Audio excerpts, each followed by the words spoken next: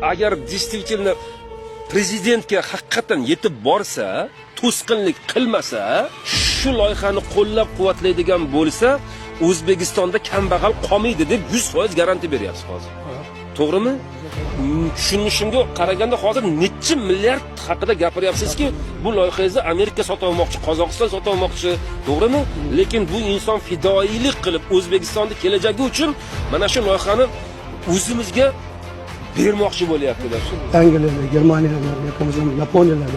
Stol hiç mi yok? Adamlar işçiler şunda kiradi, o'tiradi, chiqib ketadi.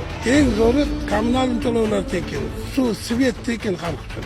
Xalq uchun. Studentlar uchun yo'llar tekin. Bu dunyoga tanilar ekan O'zbekiston.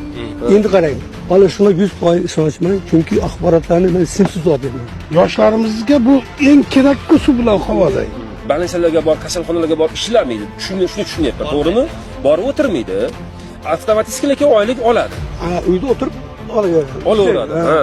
Dunyoda yarataman deb harakat qilib yurgan olimlarni akamiz yaratib qo'ygan.